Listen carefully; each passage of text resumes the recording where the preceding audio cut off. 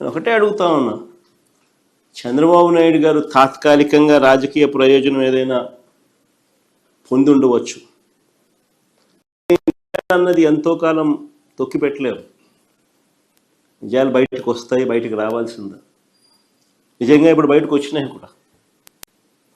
ఈ భూముల సర్వే విషయంలో ఆ రోజు జగన్ తీసుకున్న నిర్ణయాలు, దాని ద్వారా భూ యజమానులకు అందే ఫలాలు, రైతులకు భూ యజమానులకు అందే ఫలాలు ఆ భూములు ఉన్నంత వరకు కూడా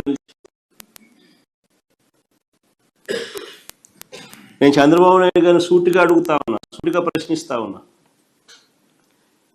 అయ్యా, సమగ్ర సర్వే వల్ల భూములు పోతాయని, ల్యాండ్ టైటిలింగ్ యాక్ట్ వల్ల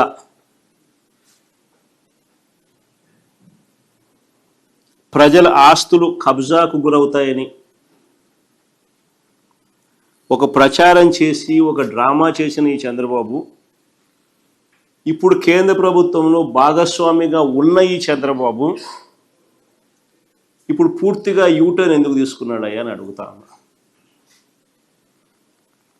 పూర్తిగా యూటర్న్ ఎందుకు తీసుకున్నావా అని అడుగుతా ఉన్నా.